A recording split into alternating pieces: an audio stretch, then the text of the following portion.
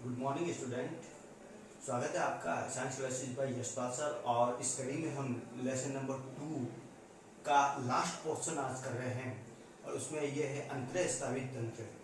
अंतःस्रावी तंत्र में इससे पहले वाले वीडियो में हमने अंतःस्रावी तंत्र की ग्रंथियां कौन कौन सी अंतःस्रावी तंत्र में अंतःस्रावी ग्रंथियां के द्वारा होता है और हमारे शरीर में कौन कौन सी ग्रंथियां कहाँ स्थित होती है उसका डिटेल से हमने देख लिया है। सिर में 3 प्रकार की ग्रंथियां हमने देखी थी। हाइपोथैलेमस ग्रंथि, पीनियल ग्रंथि, पीयूष ग्रंथि कहाँ स्थित होती है, इसके कार्य अपन ने देख लिए थे। ठीक है, तो सबसे इंपॉर्टेंट है आपके पीयूष ग्रंथि। मास्टर ग्रंथि कहते हैं। क्यों कहते हैं? क्योंकि सारी ग्रंथियों को नियंत्रित करती है। मास्टर और मास्टर ग्रंथि हाइपोथैलेमस को कहते हैं क्योंकि ये पीयूष ग्रंथि को नियंत्रित करती है। क्लियर है?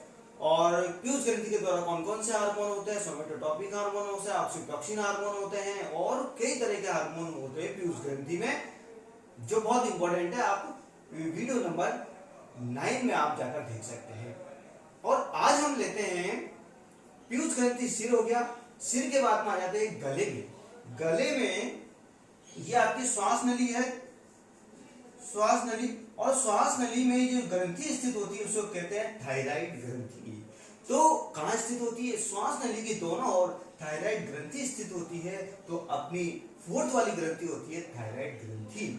श्वास नली के दोनों ओर स्थित होती है और इसके द्वारा जो स्रावित हार्मोन्स होता है और इसके द्वारा स्रावित हार्मोन होता है उसको कहते हैं थायरोक्सिन हार्मोन कहते हैं। क्लियर है? थायरोक्सिन हार्मोन कहते हैं। ये थायरोक्सिन, यहाँ पे इंपॉर्टेंट है, एक चीज और है। ये ग्रंथि थायरोक्सिन हार्मोन जब तक स्रावित नहीं करती है जब तक आयोडीन नहीं मिल जाता है। इसका मतलब थायराइड ग्रंथि आयोडीन की उपस्थिति में थायरोक्सिन हार्मोन का स्रावण करती है और अगर आयोडीन नहीं होगा तो हमें गलखंड या घेंगा रोग हो जाता है। क्वेश्चन पूछा गया गलखंड या घेंगा रोग क्यों होता है, या डॉक्टर हमें आयोडीन नमक खाने की सलाह क्यों देते हैं? वो इसलिए देता है क्योंकि आयोडीन हम नमक खाएंगे तो हमें थायराइड ग्रंथि थायरोक्सिन हार्मोन का स्रावण करेगी और हमें गलखंड या घेंगा रोग नहीं होगा। गलखंड या घेंगा रोग नहीं होगा। तो कई तरह के क्वेश्चन मिल रहे हैं इसमें से कि गलखंड या घेंगा रोग कैसे होता है। थायराइड ग्रंथि कौन सा हार्मोन स्रावित करती है? थायरोक्सिन हार्मोन का स्रावण करती है। और ये सबसे बड़ी अंतःस्रावी ग्रंथि होती है। इसकी आकृति एच के समान होती है। क्वेश्चन ही क्वेश्चन है। सबसे बड़ी अंतःस्रावी ग्रंथि एच आकार की ग्रंथि थायरोक्सिन हार्मोन का स्रावण कर रही है आयोडीन की उपस्थिति में और ये उपापचय क्रिया को नियंत्रित करती है और इसे स्वयं की आत्महत्या करने वाली ग्रंथि भी कहा जाता है। क्यों कहा जाता है? क्योंकि इसका हार्मोन इसी का क्या कर देता है? मृत्यु कर देती है इसके हार्मोन। ठीक है, तो ये सारा फैक्ट है थायराइड ग्रंथि। अब हम आते हैं थायराइड ग्रंथि में ही 4 ग्रंथियां, थायराइड ग्रंथि में ही 4 ग्रंथियां धसी रहती है और इन चारों ग्रंथि को हमने क्या नाम दिया? पैराथायराइड ग्रंथि। तो इसकी स्थिति क्या हो जाएगी कि पैराथायराइड ग्रंथि पैराथायराइड गले में थायराइड ग्रंथि में धसी रहती है और इसे परावर्तक ग्रंथि भी कहते हैं, दूसरा नाम। क्लियर है? थायराइड ग्रंथि में 4 ग्रंथियां स्थित होती है जिसे पैराथायराइड ग्रंथि कहते हैं। क्लियर है? और जो पैराथायराइड ग्रंथि होती है इसके द्वारा स्रावित हार्मोन्स उसे कहते हैं पैराथार्मोन हार्मोन कहते हैं। उसका क्या कार्य होता है? ये कैल्शियम में फास्फेट के स्तरों को नियंत्रित करता है। क्लियर है? मस्तिष्क 3 ग्रंथि, गले में 2 ग्रंथि, थायराइड ग्रंथि, दूसरी है पैराथायराइड ग्रंथि। क्या कार्य होता है, क्या क्वेश्चन बनता है वो देख लिया। पैराथायराइड ग्रंथि क्या होता है वो देख लिया। अब थोड़ा और नीचे आ जाइए। पैराथायराइड ग्रंथि का काम हो गया। चौथी 5वीं ग्रंथि 6 नंबर ग्रंथि है थाइमस ग्रंथि। सिर में हो गया, गले में हो गया। अब आइए हार्ट पर, हृदय पर जो ग्रंथि स्थित होती है उसे हम कहते हैं थाइमस ग्रंथि कहते हैं। क्लियर है? और इसमें इंपॉर्टेंट चीज ये बचपन में शारीरिक विकसित होती है और जैसे जैसे वयस होता जाता है यह अनुपस्थिति अवशेषी के रूप में ही हमारे शरीर में प्रेजेंट होती है। कौन सी? थाइमस ग्रंथि। और ये ग्रंथि टी लिम्फोसाइट को परिपक्व बनाती है। और एक और चीज इसमें इंपॉर्टेंट है, ये है यस येराकोइड प्रतिरक्षी ग्रंथि भी होती है। तो स्टूडेंट क्लियर है?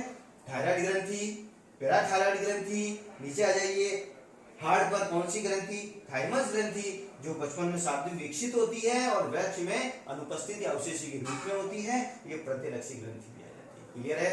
अब थोड़ा और नीचे आ जाइए, आमाशय में जो ग्रंथि स्थित होती है उसे हम अग्नाशय ग्रंथि, आमाशय के नीचे स्थित होती है उसे हम अग्नाशय ग्रंथि कहते हैं, जैसे कि हम पाचन तंत्र वाले चैप्टर में कर चुके हैं। अब जो अग्नाशय ग्रंथि होती है उसे अंतःस्रावी ग्रंथि और बहिस्रावी ग्रंथि दोनों ग्रंथियां कहते हैं। ये दोनों प्रकार की ग्रंथियां होती है, जैसे मिश्रित ग्रंथि भी कहते हैं। और अंतःस्रावी ग्रंथि के रूप में ये इसमें दो कोशिकाएं स्थित होती है, बीटा कोशिका और अल्फा कोशिका। बीटा कोशिका और अल्फा कोशिका।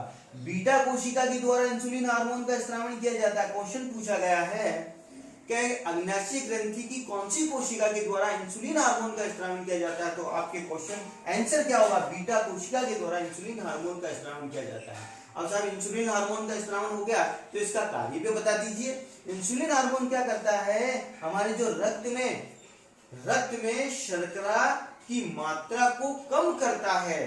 क्लियर है? आपने देखा होगा डायबिटीज वाले जिसको मधुमेह या डायबिटीज हो जाती है वे इंजेक्शन लेते हैं, ग्लूकोज डालते हैं ऊपर से शरीर में, तो क्या हो गया, क्यों डालते हैं, क्योंकि उनमें किसकी मात्रा की कमी हो गई, इंसुलिन हार्मोन स्रावित होता है, इसमें शर्करा कम हो जाती है इंसुलिन की कमी से, इसलिए इंसुलिन का इंजेक्शन लगाकर हमारे शरीर में शर्करा की मात्रा को नियंत्रित करता है।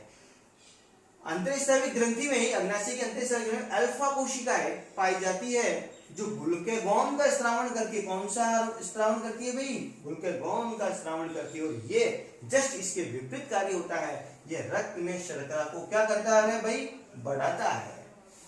इंसुलिन तो क्या करता है, शर्करा को कम करता है, इंसुलिन शर्करा को कम करता है, और ग्लूकेगॉन जो अल्फा कोशिका के द्वारा स्रावित होता है ये रक्त में शर्करा को क्या करता है, बढ़ाता है। बहुत ही अच्छी तरह से देखना, छोटे छोटे क्वेश्चन पूछता है इसमें। अब कुछ फैक्ट है इसमें। प्रथम इंसुलिन जो टीका है वो उसको क्या नाम दिया गया है, ह्यूमिलिन नाम दिया गया है, जो 1978 में खोजा गया है, और इसको किसने खोजा, बेस्ट एंड बोरिंग ने खोजा गया है। ठीक है, तो नेक्स्ट ग्रंथि लेते हैं अपन। नेक्स्ट जो ग्लैंड या ग्रंथि लेते हैं वो है अधिवृक्क ग्रंथि। अधिवृक्क ग्रंथि कहाँ स्थित होती है, जो हमारी दोनों किडनियां होती है, वृक्क होते हैं, उनके ऊपर टोपी के समान ये अधिवृक्क ग्रंथि स्थित होती है। तो इसकी संख्या कितनी होगी, 2 हो गई। वृक्क के ऊपर ये ग्रंथि भय, क्रोध, संकट के समय अधिक सक्रिय हो जाती है। हमें किसी प्रकार का संकट आता है, भय आता है, अपने बाल खड़े हो जाते हैं, तो ये ग्रंथि हमारी क्या करती है, सहायता करती है, इसलिए इसको। और दूसरी बात, इसके द्वारा 2 हार्मोन का स्रावन होता है, adrenaline hormone, nor adrenaline hormone का स्रावन किया जाता है, जो यही हार्मोन आपात स्थिति में नियंत्रित करने का कार्य करती है, इसलिए इसको क्या कहते हैं, आपातकालीन ग्रंथि भी कहते हैं, और आपातकालीन हार्मोन का स्रावन करती है इसलिए कहते हैं। अब ये आपातकालीन स्थिति क्या होती है वो भी लिखा अपन ने, हृदय का धड़कना, श्वसन दर और का तेज होना, पुतलियों का फैलना, ये सब अधिवृक्क ग्रंथि। देखिए स्थिति, वृक्क के ऊपर टोपी के समान आपातकालीन स्थिति को नियंत्रित करती है। क्लियर? अब हम लेते हैं वृषण। दोनों टांगों के मध्य जो नर होते हैं उनमें टेस्टिस या वृषण उपस्थित होता है।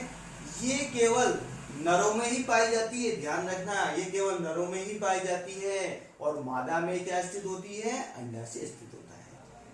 वृषण नरों में पाई जाती है और इसके द्वारा टेस्टोस्टेरोन हार्मोन का स्रावन किया जाता है। कितनी बार आ रखा है, टेस्टोस्टेरोन हार्मोन। नर में द्वितीय लैंगिक लक्षण के लिए उत्तरदायी हार्मोन कौन सा होता है, टेस्टोस्टेरोन हार्मोन उत्तरदायी होता है, और इस शुक्राणु का निर्माण लैंगिक अंग में वृद्धि को प्रेरित करता है, टेस्टोस्टेरोन हार्मोन। तो वृषण हो गया। मादा में अंडाशय उपस्थित होता है, ओके, और इसके द्वारा प्रोजेस्टेरोन और एस्ट्रोजन हार्मोन का स्रावन किया जाता है, जो कि लैंगिक अंगों को, मासिक धर्म, मेंस्ट्रुएशन सर्किल को नियंत्रित करता है। तो फ्रेंड्स, ये आपका लेसन नंबर 2 का लास्ट पोर्शन मैंने कराया है। इसके पहले मैंने लेसन नंबर 2 में मैंने अभी तक 10 वीडियो डाल चुका हूं मैं। इसमें पाचन तंत्र के 3 या 4 वीडियो हैं, उत्सर्जन के 3 वीडियो हैं, और रक्त की पूरी संरचना है, दोहरा परिसंचरण के बारे में बताया है, मस्तिष्क के बारे में मैंने बताया है, और मानव और फीमेल रिप्रोडक्टिव सिस्टम के बारे में मैंने बताया है। तो ये चीज आपको टॉपिक मैंने आपको पूरा लेसन नंबर 2 मैंने पूरा विथ डायग्राम एक एक पॉइंट टू पॉइंट क्लियर करके मैंने बताया है आपको। वीडियो को बार बार देखिए आप और नोट्स बनाइए। आप सोच रहे होंगे अभी बहुत एग्जाम में टाइम में क्या करेंगे, ये अगर अच्छे नंबर लाने हैं तो आपको मेरे नोट्स पढ़ने बहुत जरूरी है। कोचिंग कहीं जाने की आवश्यकता नहीं है, कहीं भटकने की आवश्यकता नहीं है, आपको पूरा कोर्स करा रहा हूं मैं। लेसन नंबर 1 के मैंने वीडियो अपलोड कर दिए, लेसन नंबर 2 के 10 वीडियो मैंने अपलोड कर दिए हैं।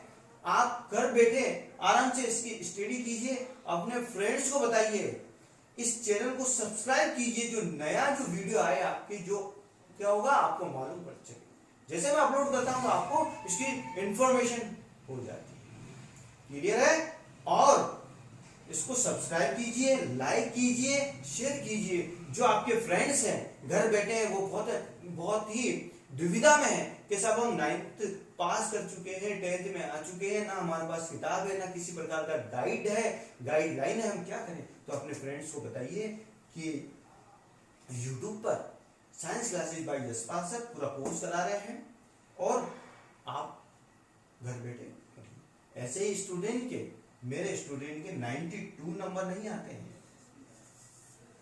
87, 80 के ऊपर बड़े तरीके से सरल भाषा में मैं आपको करा रहा हूं।